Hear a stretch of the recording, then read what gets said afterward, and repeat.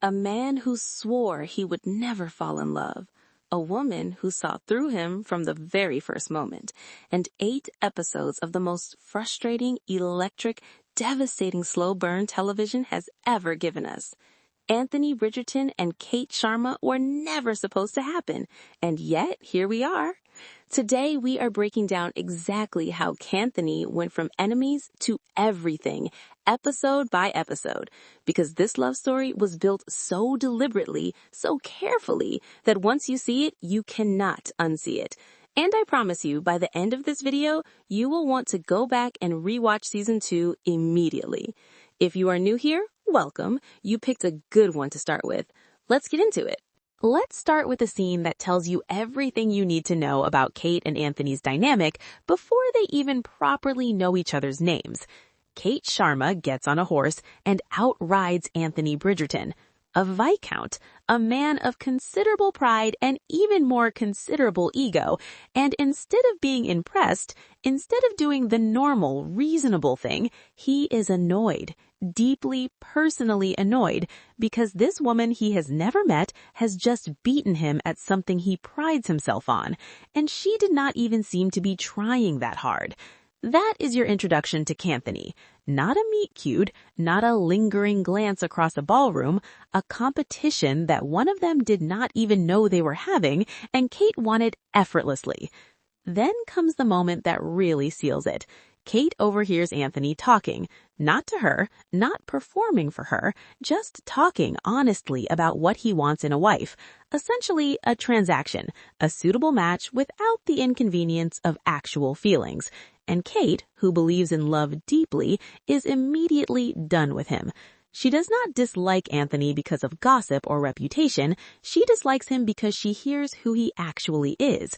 And after already seeing his ego on full display during that horse ride, this just confirms everything she suspected. So by the end of episode 1, we have a man who is annoyed by a woman he cannot dismiss, and a woman who has already seen through a man she cannot avoid. The stage is set, and neither of them has any idea what is coming. Episode 2 is where the war officially begins, and it is glorious. Kate makes it her personal mission to protect Edwina from Anthony. She does not trust him, she does not like him, and she is not subtle about either of those things. She tells him, to his face, that he is not good enough for her sister. And Anthony, a man who has probably never been spoken to like that in his entire privileged life, does not know what to do with her. Here is what is funny about episode 2. Anthony is so irritated by Kate that every interaction becomes a performance of someone trying very hard to seem unbothered. Edwina, I was hoping to call on you this morning. My sister is well aware of everything. But I promised my family I'd join them for breakfast. We're exceptionally close. Break our fast together quite regularly. The arguments are too passionate, the digs are too personal, he pushes back too hard on everything she says. Nobody argues like this with someone they are indifferent to, and nobody is this invested in proving a point to someone they do not care about. Kate, on the other hand, is equally guilty. She is so committed to protecting Edwina from Anthony that she is spending an enormous amount of energy thinking about him, watching him, finding reasons to distrust him. And here's the thing about spending that much energy on someone. It is never actually about what you tell yourself it is about. By the end of episode 2, these two have had more honest, unguarded moments with each other than either of them has had with anyone else this season. They just absolutely refuse to acknowledge what that means. Before we go further, if you're enjoying this breakdown and you want more content like this, hit that subscribe button. I break down shows like this regularly, and trust me, you do not want to miss what is coming up on this channel. Now, back to Kanthony's chaos. Episode 3 is the episode, the one, the holy grail of Kanthony content, and if you know, you know. The Bridgerton and Sharma families retreat to Aubrey Hall, and suddenly Kate and Anthony are in the same house all day, every day, with nowhere to hide. The universe really said, let's speed this up. First, we get the Pall Mall scene, and if you haven't seen it, imagine 2 incredibly competitive people using a garden game as an excuse to declare war on each other. Is this yours? Oh, no. You're welcome to it. You near threatened to beat me the last time I touched that. You exaggerate. Oh, are you the superstitious sort? I know some men cannot perform without their familiar tools. Like a child with a blanket. Kate deliberately knocks Anthony's ball into the woods. Everyone else is just trying to enjoy a nice afternoon while these two conduct what can only be described as emotional warfare disguised as sport. Your play, my lord. Unless you do not wish to dirty those fine boots of yours. Do not worry about my boots. They end up in the mud together, both of them, and here's the thing about that moment. They laugh, genuinely, unguardedly laugh together, and it's the first time we see them as people rather than opponents. It lasts about 3 seconds before they remember they're supposed to dislike each other, but it happens, and it's important. Then comes the moment that really seals it. Kate gets stung, and Anthony, the man who is calling her the bane of his existence, drops everything. His hands shake slightly as he tends to her. His voice changes. He's gentle in a way that is completely inconsistent with someone who cannot stand a person. This scene is so quietly devastating because neither of them acknowledges what it means. They just let it sit there between them like a secret. Episode 4 is where things get truly complicated, and nobody handles it gracefully. Least of all, Anthony Bridgerton. The Hearts and Flowers ball at Aubrey Hall brings everything to a head. Edwina, bless her, is so convinced that Kate and Anthony simply need to spend more time together that she essentially engineers their first dance. She pushes Kate onto the dance floor with Anthony so he can ask for her blessing to propose. What Edwina does not realize is that she is accidentally setting up the most loaded conversation of the entire season. They dance, and the chemistry is undeniable. Anthony asks Kate if he were to ask for Edwina's hand, would she give her permission? Kate says she wants her sister to be happy and asks if he can make her happy, and Anthony cannot answer right away. That pause says everything. Then Kate tells him she's returning to India after Edwina is married, and knowing that Kate is leaving completely distracts Anthony. He looks distraught as the dance ends and leaves Kate on the dance floor. A man who does not have feelings does not look like that. When the two are about to kiss, they are interrupted by Daphne. She walks in completely confused, and Anthony cannot even explain himself because there's nothing to say that does not confirm everything she is already thinking. Daphne's timing in this scene is something I will never fully forgive or forget. And then, as if all of that was not already enough, Anthony goes and proposes to Edwina right in front of Kate. Kate is visibly pained. The camera does not let us look away from Kate's face in that moment, and it does not need to. Everything she cannot say is right there in her eyes. Episode 4 ends with Anthony having done the most emotionally chaotic thing possible and somehow making everything worse for everyone. Episode 5 is where the denial becomes completely unsustainable, and the show knows it. The lake scene happens here, and it is one of the funniest and most telling moments of the entire season.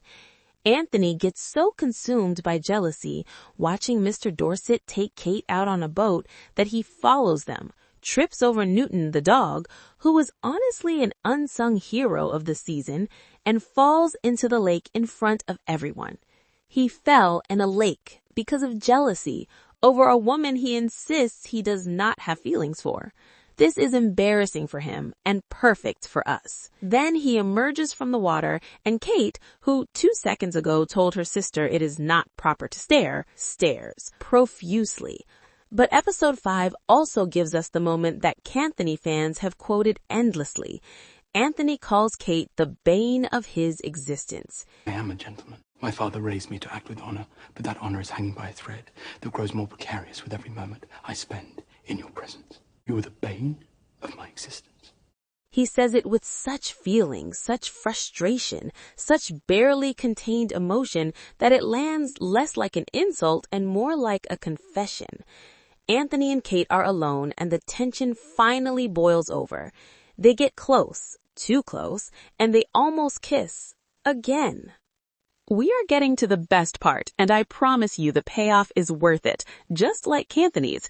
If you are not subscribed yet, now is a great time to change that. Hit subscribe and let's finish this breakdown together.